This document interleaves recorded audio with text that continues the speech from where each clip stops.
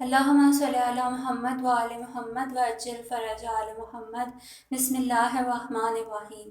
کتاب کا اگلا حصہ، زیارت کربلا۔ مشکل نے میری کمر توڑ ڈالی تھی۔ میرے اچھے اعمال بے مقصد ہنسی مذاق اور لوگوں کی غیبت کے ہاتھوں نابود ہو چکے تھے اور برے اعمال سے میری کتاب اعمال سیاہ ہو چکی تھی۔ البتہ اچھے اور خالصانہ اعمال بھی گناہوں کو مٹانے کا سبب بن رہے تھے، کیونکہ قرآن میں یہ بشارت موجود ہے کہ ان الحسنات یذہبن السیئات ذالک ذکر الذاکرین۔ سورہ ہود آیت 132۔ بے شک نیکیاں برائیوں کو دور کرتی ہیں، یہ نصیحت حاصل کرنے والوں کے لیے نصیحت ہے۔ اہل بیت اطہار علیہ السلام کی زیارت نے میرے نامہ اعمال میں 4 چاند لگا دیے، لیکن وہاں بھی شرط تھی، بامعرفت اور گناہوں سے پاک۔ حساب کتاب کا یہ مرحلہ بہت دشوار تھا۔ ایک عمل کی مکمل جانچ پڑتال ہو رہی تھی۔ اپنے نامہ اعمال کو پڑھتا جا رہا تھا اور اچانک میرے سامنے جوانی کا ایک دن آیا۔ یہ لگ بھگ 2005 کی بات تھی۔ اچانک میز والے جوان کی آواز آئی، امام حسین علیہ السلام کے حکم سے آپ کے 5 سال کے اعمال معاف کر دیے گئے ہیں، اب 5 سال کا حساب کتاب نہیں ہوگا۔ بات میری سمجھ میں نہیں آئی، اس لیے پوچھ لیا، اس کا کیا مطلب ہے؟ کہنے لگا، تمہارے 5 سال کے گناہ معاف کر دیے گئے ہیں اور نیک اعمال محفوظ رہیں گے۔ میری خوشی دیکھنے والی تھی۔ اے کاش مجھے اس حالت میں کوئی دیکھ لیتا، اس کو سمجھ آ جاتی خوشی کس کو کہتے ہیں۔ 5 سال کسی حساب کتاب کے بغیر گزرنے کی اجازت ملی تھی۔ بالآخر مجھ سے رہا نہ گیا، پوچھ لیا، میرے مولا نے ایسا حکم کیوں دیا ہے؟ میرے پوچھنے کی دیر تھی کہ واقعہ میری آنکھوں کے سامنے آ گیا۔ 2000 کے بعد جب صدام کی ظالمانہ حکومت کا خاتمہ ہوا تو کئی بار امام حسین علیہ السلام کی زیارت کے لیے کربلا جانے کی توفیق نصیب ہوئی تھی۔ ان میں سے ایک سفر کے دوران ہمارے کاروان میں ایک بوڑھا آدمی بھی تھا۔ وہ آنکھوں سے نابینا اور کانوں سے بہرا تھا۔ کاروان سالار نے مجھ سے پوچھا، کیا تم اس بوڑھے کا خیال رکھ سکتے ہو؟ اس کو اپنے ساتھ رکھ سکتے ہو؟ دوسروں کی مانند میرا بھی جی چاہ رہا تھا کہ اکیلے جا کر زیارت کروں اور اپنے مولا کے ساتھ راز و نیاز کروں۔ نہ چاہتے ہوئے بھی میں نے سالار کو ہاں کہہ دی۔ یہ کام اتنا بھی آسان نہیں تھا۔ یہ بوڑھا ہوش و حواس سے بالکل عاری تھا، ہر لمحے اس کے گم ہونے کا خدشہ تھا۔ قصہ مختصر، میرے پورے سفر پر اس بوڑھے کی موجودگی کا سایہ رہا۔ یہ بوڑھا ہر روز میرے ساتھ حرم جاتا تھا، زیارت کر کے میرے ساتھ واپس لوٹتا تھا۔ حضور قلب کا کہیں نام و نشان بھی نہیں تھا، کیونکہ میری ساری توجہ اس بوڑھے کی جانب تھی۔ آخری دن کہنے لگا کہ میں نے کپڑے خریدنے ہیں۔ دکاندار نے دیکھا یہ نہ سنتا ہے اور نہ دیکھ پاتا ہے، لہٰذا قیمت بھی بے حساب بڑھا دی۔ میں نے آگے آ کر دکاندار سے کہا، جناب یہ تم کیا کہہ رہے ہو؟ یہ امام حسین علیہ السلام کا زوار ہے، اتنی زیادہ قیمت کیوں لگائی ہے اس کپڑے کی؟ اس کپڑے کی قیمت بہت کم ہے۔ بالآخر میں نے اس بوڑھے کے لیے وہی لباس سستے میں خریدا۔ ہم دونوں دکان سے اکٹھے باہر نکلے، لیکن میں غصے سے لال پیلا اور وہ بوڑھا خوش و خرم۔ میں سوچ رہا تھا کہ یہ میں کس مصیبت میں گرفتار ہوا۔ زیارت میں کوئی مزہ نہیں آیا۔ اچانک یہ بوڑھا رک گیا، امام حسین علیہ السلام کے حرم کی جانب رخ کیا، انگلی کے اشارے سے مجھے امام حسین علیہ السلام کو دکھایا، اپنی زبانی میں میرے لیے دعا کی۔ میز والا جوان کہنے لگا، اس بوڑھے زائر نے دعا کی تھی اور امام حسین علیہ السلام نے شفاعت کی اور تمہارے 5 سال کے گناہ معاف کر دیے گئے ہیں۔ میرے پاس وہ الفاظ نہیں جو میں خوشی کی اس کیفیت کو بیان کر سکوں۔ میری کتاب کے سینکڑوں صفحہ بغیر پڑھے پلٹ دیے گئے۔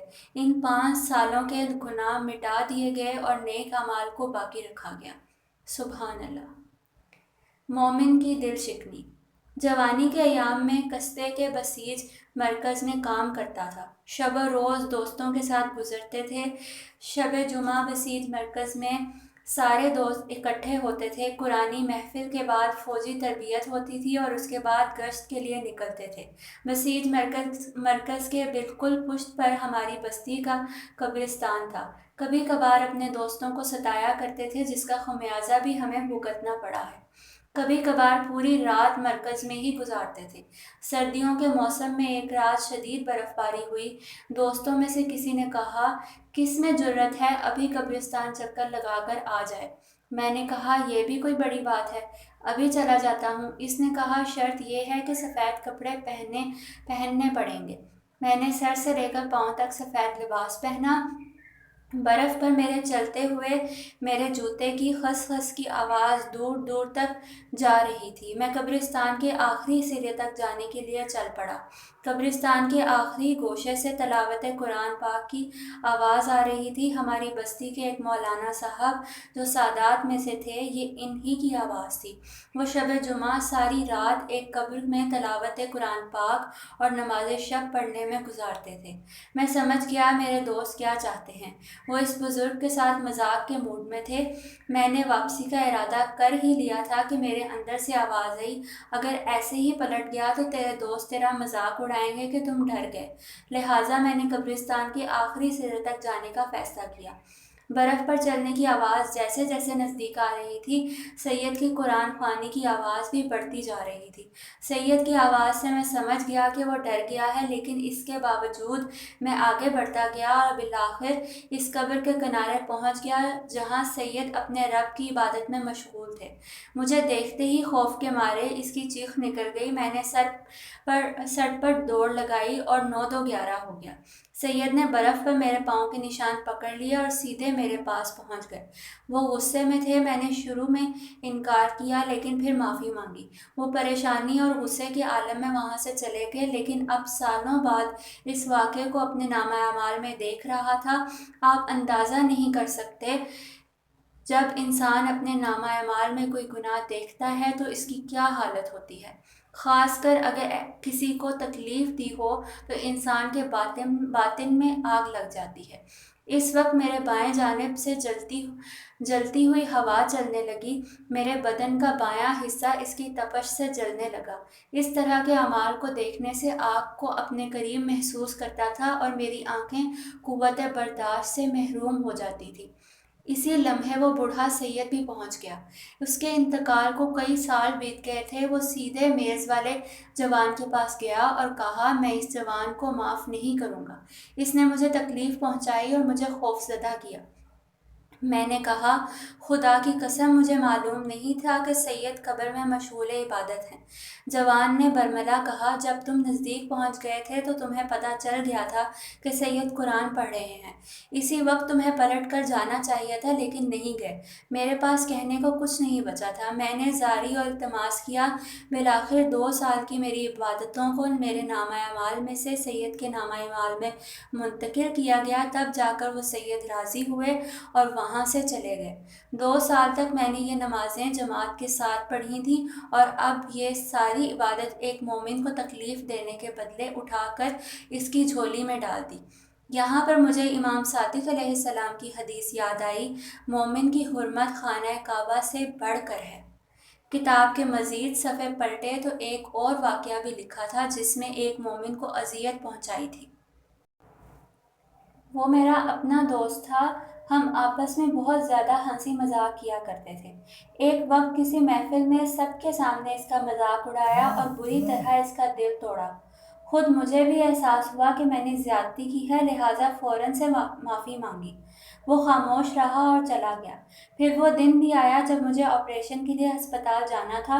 میں نے فون اٹھا کر اس دوست کا نمبر ڈائل کیا۔ میں نے کہا، بھائی، میں نے تمہارے ساتھ ظلم کیا ہے، بھری محفل میں تمہارا مذاق اڑایا ہے، پلیز مجھے معاف کرو، لگتا ہے میں ہسپتال سے دوبارہ لوٹ کر گھر نہیں آ پاؤں گا۔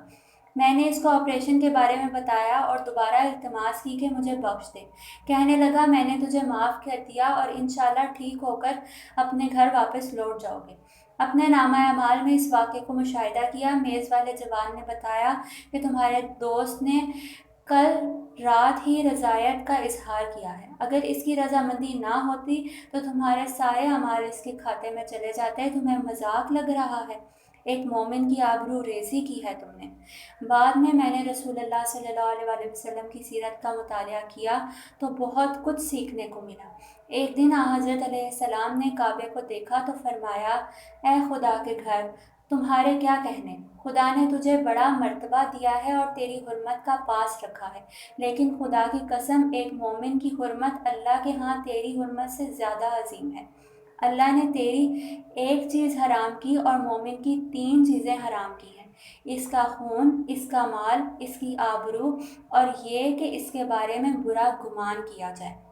صلوات اللہم صلی علی محمد و آل محمد وعجل فرجہ۔